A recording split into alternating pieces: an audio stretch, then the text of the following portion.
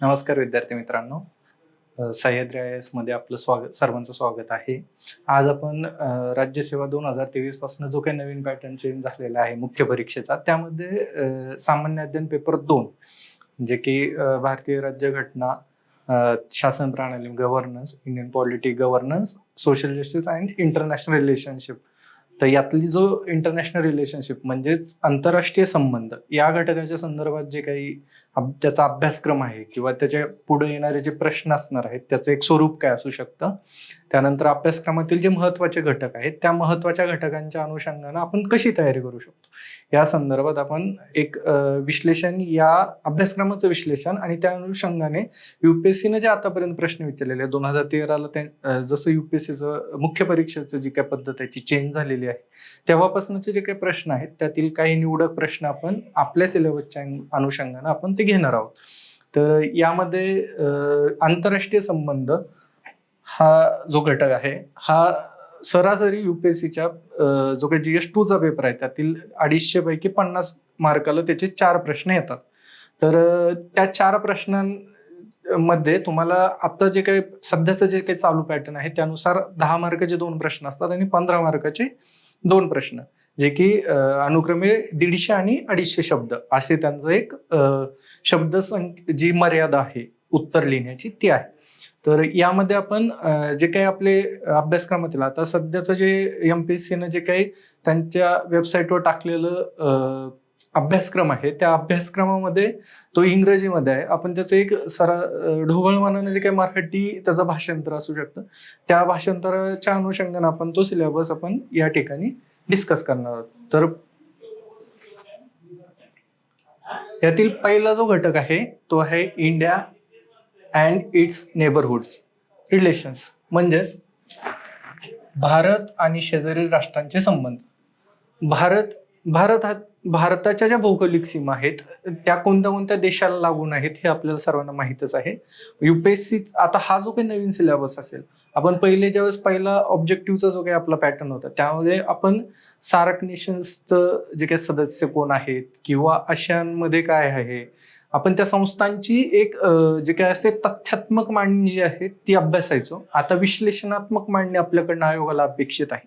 त्या अनुषंगाने जर भारताच्या शेजाऱ्यांबद्दल आपण जर बघितलं तर भारताच्या शेजारील जे राष्ट्र आहेत त्यातलं पाकिस्तान, नेपाळ, भूतान, बांगलादेश, म्यानमार, श्रीलंका, मालदीव्स हे जे काही राष्ट्र आहेत या राष्ट्रांच्या संदर्भात भारताची जी काही भूमिका असते वेगवेगळ्या प्रकारे त्यांना आपण जी काही मदत करतो किंवा त्यांच्या सोबतचे जे काही करार आहेत त्या करारांचा भारताच्या धोरणावर, भारतातील जनतेवर प्रत्यक्ष किंवा अप्रत्यक्षरित्या काय फरक पडतो, काय त्याचे परिणाम असतात, त्यातनं भारताला काय फायदे होतात किंवा कधी कधी आपल्याला एक चांगलं नातं टिकवण्याकरता शेजारी राष्ट्रांचं जे काही आपलं धोरण आहे शेजारी प्रथम, त्या अनुषंगाने आपल्याला जे काही पुढे जाऊन मदत करावी लागते.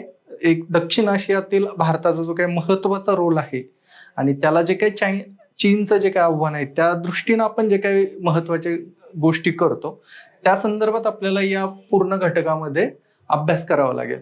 यामध्ये आपण मागच्या जे काही युपीएससीचे पेपर आहेत त्यामध्ये कोणता प्रश्न आला होता तो एकदा बघूयात, म्हणजे आपल्याला त्यातनं एक कळेल की आपल्याला हा अभ्यास नेमका कोणत्या अँगलने करावा लागेल.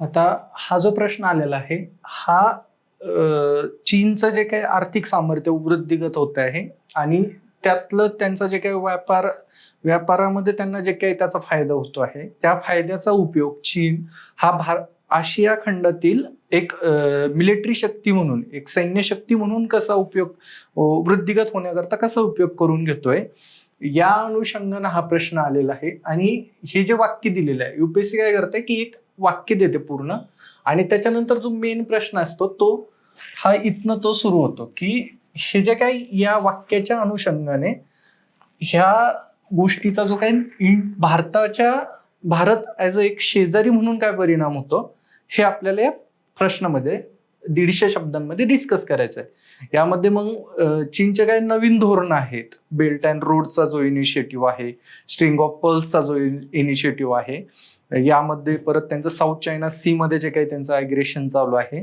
त्यामध्ये त्यांनी त्यांचं जे काय आर्थिक इकॉनॉमी त्यांची जे काय भरभराटी झालेली आहे त्या भरभराटीतून त्यांना जी काही शक्ती मिळालेली आहे त्यामधनं ते आर्थिक म्हणजे त्या संदर्भात एक डेप ट्रॅप डिप्लोमसी म्हणून एक त्यांच्या संदर्भात आपण एक शब्द वापरला जातो, त्याला कर्ज सापळा सिद्धांत असं म्हणतात, ज्यामध्ये चीन वेगवेगळ्या राष्ट्रांमध्ये आर्थिक गुंतवणूक करते आणि त्या गुंतवणुकीचा फायदा करून त्या गुंतवणुकीच्या आडून स्वतःचे जे काही हितसंबंध आहेत त्या देशांमध्ये थोपवण्याचा एक प्रकार असतो.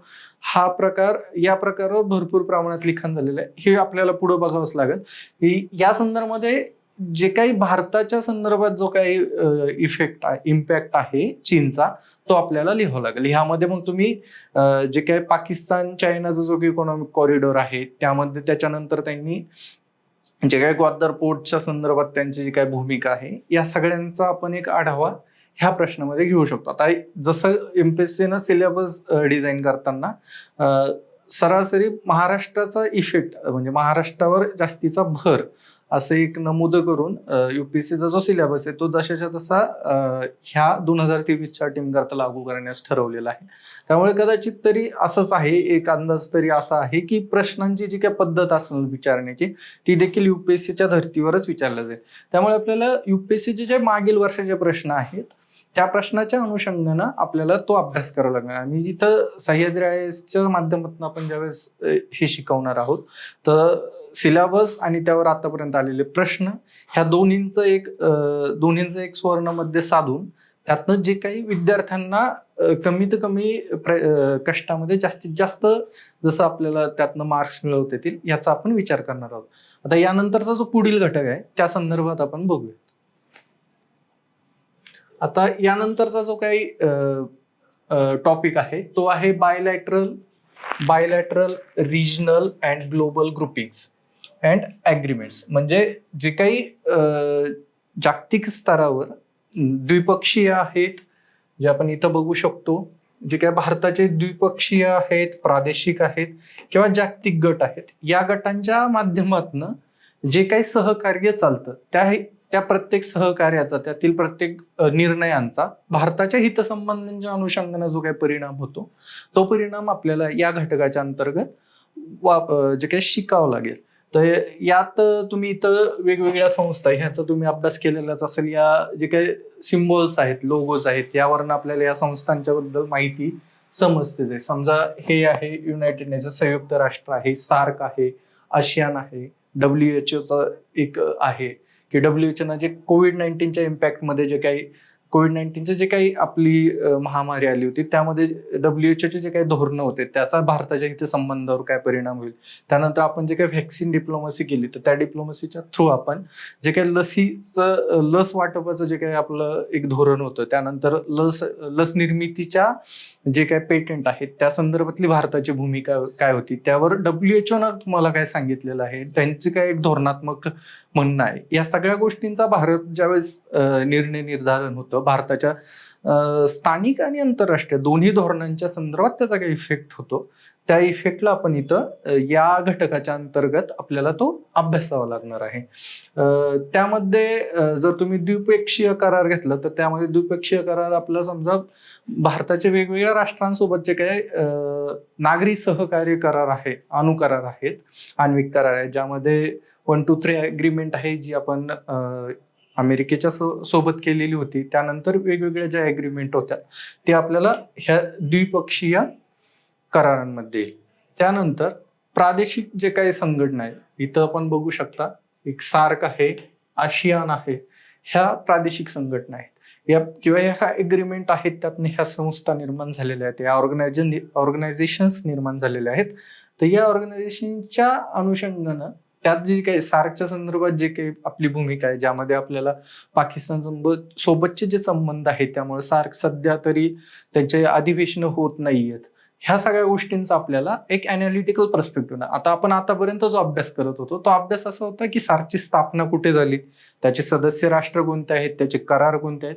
आपल्याला आता पुढच्या वेळेस ह्या आपला जो काही अभ्यास आहे अगोदरचा जो अभ्यास आहे ज्यांनी केलेला आहे त्यांचा आणि जे करणार आहेत त्यांचा देखील हा तथ्यात्मक अभ्यास आपण उत्तरांमध्ये वापरू शकतो. पण ती जी वापरण्याची कला आहे ते आपण पुढे जसं जसं हे विषय शिकत जाऊ त्यावेळेस तुम्हाला ती आयडिया येऊन जाईल. तर आता फक्त आपल्याला तिथं न थांबता म्हणजे आपला जो एमपीएससीचा जो काही आता अभ्यास आहे किंवा युपीएससीचं जे मराठी माध्यमातून तयारी करणार आहात त्यांच्या दृष्टीने सांगायचं झालं तर आता आयोगाची डिमांड एमपीएससीच्या बाबतीत नवीन ज्या पॅटर्ननुसार आहेत ती आहे की ह्या स्थापनेच्या पुढे जाऊन त्यातले जे काही धोरणं आहेत त्यातले जे अधिवेशनं होत आहेत त्या अधिवेशनाच्या अनुषंगानं त्यातले जे काही निर्णय होत आहेत त्याचा समग्र परिणाम काय होतो हे तुम्ही अभ्यासावा आणि ते उत्तरांमध्ये लिहावं.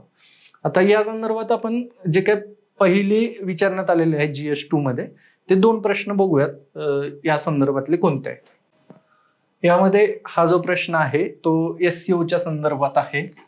SCOच्या संदर्भात आहे म्हणजे शांघाय कॉर्पोरेशन ऑर्गनायझेशनच्या संदर्भात हा प्रश्न आहे जो आपल्याला एक 250 शब्दांमध्ये 15 मार्काकरता लिहायचा होता. तर यामध्ये काय सांगितलेलं आहे की शांघाय कॉर्पोरेशन ऑर्गनायझेशन जे आहे तर त्या ऑर्गनायझेशनचा जे काही ध्येय आणि धोरणं आहेत त्या ध्येय आणि धोरणांचा भारताकरता काय महत्व आहे हे इथं आपण बघू शकतो. हे दिलेलं आहे की त्यांनी importance does it hold for India म्हणजे भारतासाठी ते काय महत्वाचं आहे. SCOच्या माध्यमातून आता SCO मध्ये जे काही महत्वाचे राष्ट्र आहेत तर त्यामध्ये रशिया आहे,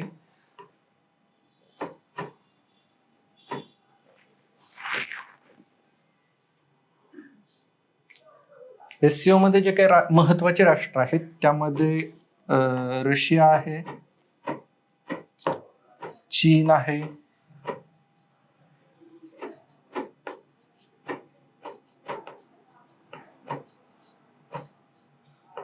पाकिस्तान आहे, भारत आहे. या संदर्भामध्ये ज्यावेळेस SCOचा आपण विचार करतो तर त्यामध्ये त्या संस्थेचे जे काही धोरणं आहेत त्यामध्ये जे एक सामूहिक सुरक्षतेचे जे काही त्यांचे एक एम आहे त्या अनुषंगानं त्याचा भारताला काय फायदा होऊ शकतो. तर आपल्याला माहित आहे की SCOचं जे काही एक त्या देशांच्या एक सीमा भाग आहे इथे महत्वाचा जो इश्यू आहे तो इश्यू हा दहशतवादाचा विषय आहे. तर त्या अनुषंगानं भारताला त्याचा काय फायदा होईल हा या प्रश्नाच्या उत्तरामध्ये आपल्याला ते लिहायचं होतं. यातील जो नवीन घटक आहे जो पुढचा आपल्याला एक घटक दिलेला आहे तो म्हणजे effect of policies and politics. Policies म्हणजे धोरणं आणि राजकारण जे तर ते कोणाचे राजकारण किंवा कोणाचे धोरणं तर एक विकसित देश ज्यामध्ये अमेरिका आलं, UK आलं, चीन आलं, रशिया आलं आणि जे काही विकसनशील देश आहेत विकसनशील देशांचा आणि विकसित देशांचा जे काही त्यांचे राजकारण आहे किंवा त्यांचे जे धोरण आहेत त्याचा भारताच्या हितसंबंधावर जो काही परिणाम होतो हा आपल्याला या घटकामध्ये आपल्याला तो शिकायचा आहे. या संदर्भामध्ये आणखीन एक मुद्दा आहे की समजा आपल्याला आता नेमका प्रश्न पडू शकतो की या देशांचा खरंच भारतावर काय परिणाम होतो का. तर होतो. त्याचं एक उदाहरण सांगतो तुम्हाला. चीनच्या संदर्भात जर तुम्ही विचार केला तर चीनचं जे पाकिस्तान संदर्भातचं बदलतं धोरण आहे अमेरिकेने ज्यावेळेस पाकिस्ताननं सहकार्य करणं कमी केलं त्यानंतर चीननं तो व्हॅक्युम पूर्ण करण्याचा प्रयत्न केला. त्या अनुषंगानं जो काही पाकिस्तान चायना इकॉनॉमिक कॉरिडॉर असेल त्यानंतर विविध ज्यावेळेस दहशतवाद्यांना जागतिक दहशतवादी म्हणून घोषित करण्याकरता भारताचे जे काही UN मधले प्रस्ताव असतील या संदर्भामध्ये चीननं जी काही भूमिका घेतलेली आहे जी प्रो पाकिस्तान भूमिका ज्याला अभ्यासक म्हणतात त्या भूमिकेच्या अनुषंगानं त्याचा भारताच्या जे काही पुढील धोरणं आहेत त्यामध्ये कसा परिणाम होतोय या संदर्भाचा आपण आपल्याला अभ्यास करावा लागला. त्याचसोबत इंडो पॅसिफिक मधील अमेरिकेचं जे काही धोरण आहे, रशियाचा जो काही रोल आहे, चीन आणि US मधल्या जे काही कॉन्फ्लिक्ट आहे यामध्ये आपल्याला नेमका त्यातून काय परिणाम होऊ शकतो, आपण त्यामध्ये आपण स्वतःचे हितसंबंध कसे स्थापित करू शकतो किंवा त्याचा आपण फायदा कसा करून घेऊ शकतो या घटकांचा त्यातलं एक विश्लेषणात्मक जे काही बाजू असणार आहे ते आपल्याला या घटकाच्या अंतर्गत जे काही शिकावं लागेल. याच्यानंतरचा सगळ्यात महत्वाचा जो आत्ताचा घटक आहे ज्याला ट्रॅक टू डिप्लोमसीचा आत्मा म्हटलं तरी चालेल तो म्हणजे जगभरातील भारतीय वंशाचा जो काही जनसमुदाय आहेत.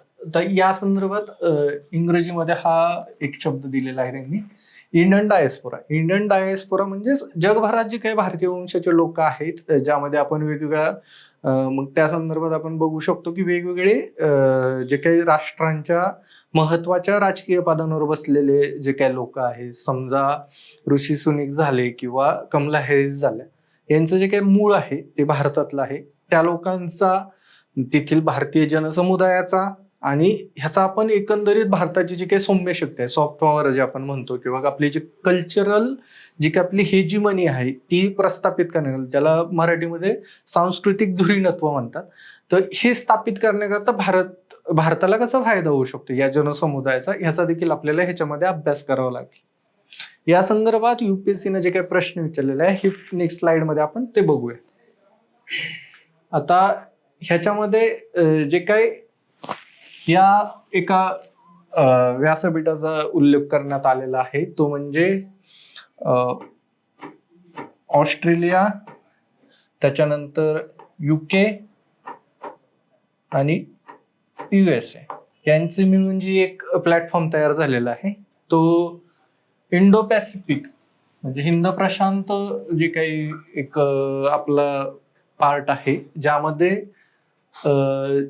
चीनचं जे काय अम्बिशन आहे, आता ह्या जो काय करार आहे ह्याचं जे काय वेळेस त्याचे ध्येय धोरण सांगण्यात येत होते, त्या ध्येय धोरणांमध्ये असं सांगण्यात आलेलं होतं की जे काही जलद गतीनं निर्माण होणारी जागतिक आव्हाने आहेत शांतताप्रिय देशांच्या समोर, म्हणजे तो अप्रत्यक्षरित्या चीनचा जो उदय आहे त्या उदयातनं इंडो पॅसिफिक रिजन मध्ये जे काही परिणाम होणार आहेत आणि एकंदरीत तेथील राष्ट्रांच्या सुरक्षिततेच्या संदर्भामध्ये चीनचं जे काही विस्तारवादी धोरण आहे त्याचा काय परिणाम होऊ शकतो, त्याला टॅकल करण्याकरता ही जी एक संघटना आहे किंवा जी काही पार्टनरशिप आहे, एक संघटना हा त्या संदर्भातला शब्द असू शकत नाही, समजा जी काही पार्टनरशिप आहे ही जी पार्टनरशिप आहे तिचा आता हे तुम्हाला मी इंग्लिशमध्ये वाचून दाखवतो आणि त्याचा एक गर्भित मराठीतला गंमतीत अर्थ आहे, म्हणजे ह्या प्रश्नाचं आपण कसं उत्तर द्यायला हवं ते एक सांगतो. त्याच्यात सांगितलं the newly tribe nation partnership ACSU is aimed at countering चायनाज ambition. म्हणजे हे काय नवीन जो काय प्लॅटफॉर्म तयार होतोय, पार्टनरशिप जी तयार होते, ते चीनचे जे काय ध्येय आहे त्याला एक विरोध करण्याकरता किंवा त्याच्यावर एक चेक ठेवण्याकरिता ह्याचा एक जो रोल आहे तो या पहिल्या वाक्यात नमूद करण्यात आलेला आहे. त्यानंतर is it going to supersede the existing partnership in the region. मग एक्झिस्टिंग पार्टनरशिप जो शब्द आलेला आहे हा यातला एक या प्रश्नामधला कीवर्ड आहे. त्यामध्ये आपल्याला माहित आहे की ऑस्ट्रेलिया, USA, जपान आणि भारत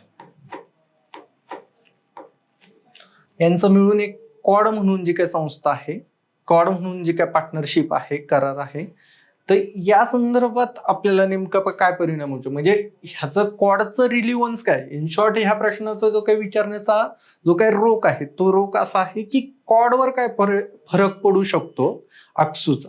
आता हा जो दोन करारांमधला, दोन पार्टनरशिप्स मधला हा जो काही ह्याला आपण एक कम्पॅरेटिव्ह स्टडी, तुलनात्मक अभ्यास आपल्याला युपीएससीला यामधनं आपल्याला या प्रश्नामधनं ते आपला तो अभ्यास टेस्ट करतायत किंवा त्या संदर्भात तुम्हाला काय माहिती आहे बाबा ते तुम्ही लिहा.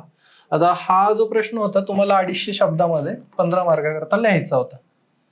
तर यामध्ये त्याचा आता ह्याला की टर्म म्हणतात की ह्या टर्म्सच्या अनुषंगाने उत्तर लिहायचं असतं, म्हणजे त्यात क्रिटिकली एक्झामिन असतं, डिस्कस असतं, एक्सप्लेन असतं.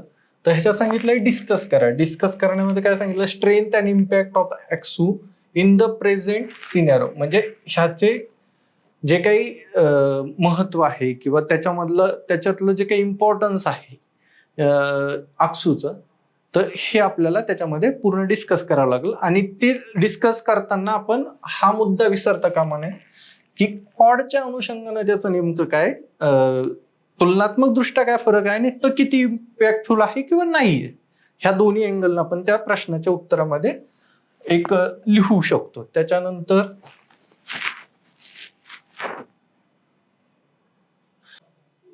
यातील दुसरा जो मुद्दा होता तो इंडियन डायस्पोराच्या संदर्भातला होता. इंडियन डायस्पोरा म्हणजे भारतीय वंशाचा जो काही जनसमुदाय आहे त्या संदर्भातला जो काही मुद्दा होता आपल्या सिलेबसचा, त्यावर एक 2020 मध्ये एक प्रश्न आलेला होता युपीएससीच्या GS2च्या पेपरमध्ये. त्यामध्ये त्यांनी हा प्रश्न आहे, यातलं तुम्ही ते पॉज करून वाचू शकता. समजा त्यामध्ये असं लिहिलेलं आहे की Indian diaspora has a decisive role to play in the politics and economics of American and European countries. म्हणजे हे एक वाक्य दिलेलं आहे की भारतीय वंशाच्या जनसमुदायाचा, त्याचं ढोहळमान मराठी ट्रान्सलेशन असं होईल की भारतीय वंशाच्या जनसमुदायाचा अमेरिका आणि युरोपच्या राजकारणात आणि अर्थकारणामध्ये जो काही रोल आहे, महत्वाचा रोल आहे, तो रोल काय आहे, किंवा ते एक प्लेन स्टेटमेंट आहे की एक महत्वाची भूमिका, कळीची भूमिका हे भारतीय जनसमुदाय तिथे निभावतो. तर आपल्याला त्याच्यावर एक कमेंट लिहायची आहे. म्हणजे आपल्याला काय वाटतं हे यात यायला हवं, आपल्याला काय वाटतं हे यात यायला हवं, पण त्यात महत्वाचा जो मुद्दा होता तो विथ एक्झाम्पल्स, म्हणजे त्यात उदाहरणांची आवश्यकता सगळ्यात जास्त आहे. आता ह्याचं जे काही उत्तर बनेल, ह्याचं जर उत्तर बनलं तर तुम्हाला ह्याचं उत्तर 2 स्ट्रक्चर मध्ये बनावं लागेल. सगळ्यात पहिलं जो घटक आहे तो हा आहे पॉलिटिक्स वाला. म्हणजे राजकारणामध्ये भारतीय वंशाचे जे लोक आहेत त्या लोकांचा काय संबंध आहे, एक USA मध्ये, एक UK मध्ये आणि उर्वरित युरोपमध्ये. त्याच्यात तुम्ही विविध उदाहरणं देऊ शकता. जसं अमेरिकेच्या उपराष्ट्रपती कमला हॅरिस यांचं उदाहरण देऊ शकता, तुषित सनिक यांचं उदाहरण देऊ शकता. असं भरपूर उदाहरणं आहेत की ज्या उदाहरणाच्या अनुषंगाने एक उत्तर ड्राफ्ट होईल. दुसऱ्या ह्याच्यामध्ये अर्थकारण येईल. ह्या अर्थकारणामध्ये 2 प्रकार येऊ शकतात तुमचे. त्या 2 प्रकारामध्ये जो पहिला मुद्दा असेल, एक वेगवेगळ्या कंपन्यांचे CEO काय जे आहेत, सत्या नडेला झाले, सुंदर पिचाई झालं, तर ह्या वेगवेगळ्या MNCचे जे काही CEO आहेत त्यांचा एक पार्ट येऊ शकतो. आणि दुसरा जो असणार आहे ती उद्योजक आहेत, ज्यात समजा हे आता जागतिक स्तरावर जे काही उद्योजक आहे किंवा भारतीय ज्या कंपन्या आहेत त्यांचं जागतिक स्तरावरचं जे प्रेझेन्स आहे, टाटांचं जे काही प्रेझेन्स आहे, हिंदुजा ग्रुप आहे, लक्ष्मी मित्तल आहेत, यांच्या संदर्भातलं तुम्हाला म्हणजे हे 2 पार्टमध्ये उत्तर लिहून शेवटी एक तुम्हाला कमेंट द्यायचं की भारतीय डायस्पोराचा जो काही रोल आहे तो महत्वाचा आहे, निर्णायक, एक कळीची भूमिका भारतीय जनसमुदाय घेतो आणि हे आहे बाबा असं असं तुम्ही हे आहे, त्यातलं एक स्ट्रक्चर आहे आणि शेवटी आपण ते कन्क्लुजन लिहू शकतो. तर हा प्रश्न आपण या प्रकारे टॅकल करू शकतो. तर याच्यानंतरचा जे काही पुढचा मुद्दा आहे तो आपण बघूयात. आता यामध्ये जे आलेलं आहे महत्वाच्या आंतरराष्ट्रीय संस्था, संघटना आणि व्यासपीठ आणि त्यांची जी काही संरचना आहे आणि स्वरूप आहे. म्हणजे तिथं वरती इंग्लिश मधला जो काही आत्ताचा सिलेबस आहे तो इम्पॉर्टंट इंटरनॅशनल इन्स्टिट्यूशन्स, एजन्सीज, फोरा म्हणजे फोरम्स. फोरा म्हणजे फोरम्सचं प्लुरल नेम आहे की फोरा असं म्हणतात त्याला. त्यांचं स्ट्रक्चर एक बघायचं आहे आणि मॅन्डेट एक बघायचं आहे. तर या संदर्भात आपल्याला विविध जागतिक व्यासपीठ कोणते आहेत या संदर्भातलं, किंवा त्यांच्या जे एजन्सीज आहे, इन्स्टिट्यूशन्स जे आहेत, WTO तुमची एक इन्स्टिट्यूशन होऊ शकते, त्यामध्ये वर्ल्ड बँक आहे, IMF आहे. त्याच्यानंतर जे काही ह्या इन्स्टिट्यूशन्सचा जो जागतिक अर्थकारणावर परिणाम होतो त्यांचं एक स्ट्रक्चर काय आहे, त्यांचं त्यातलं निर्णय क्षमता कशा आहेत, ते डिवाइड कसं आहे, त्याच्यानंतर त्यातलं जे फंडिंग आहे ते मेकॅनिझम कसं आहे. WHO फंडिंगच्या संदर्भातला एक पुढे आपण तो प्रश्न बघूयात. समजा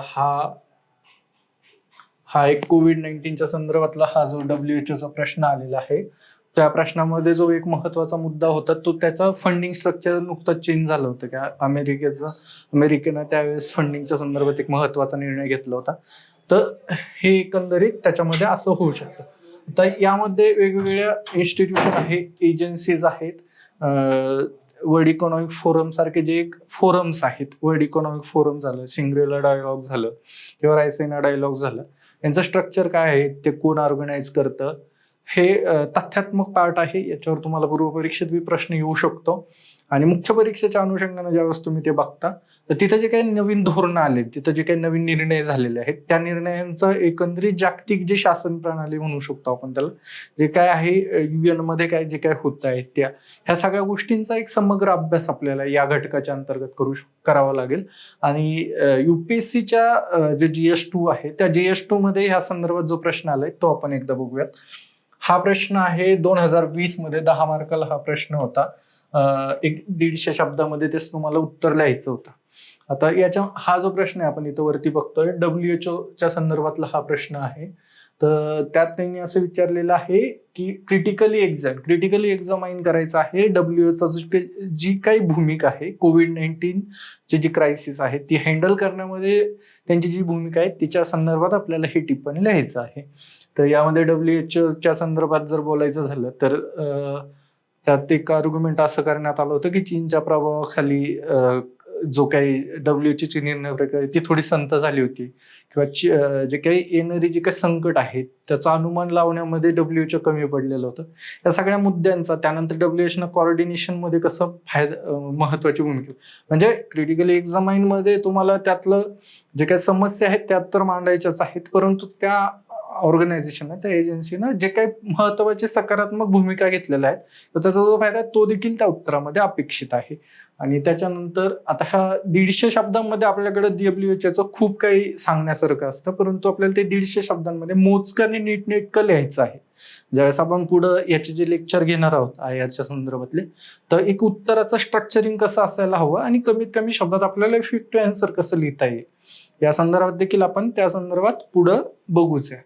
त्यानंतर आता हे जे आहे हे झालं आपलं पूर्ण GS2 मधलं IR हा सेक्शन कसा असणार आहे. आता इथून पुढचे जे लेक्चर आहेत तर निश्चितच आपण सर्वांचं म्हणजे आता हे नवीन पॅटर्न नुसार जे काय अभ्यास सुरू होतोय त्या नवीन अभ्यासामध्ये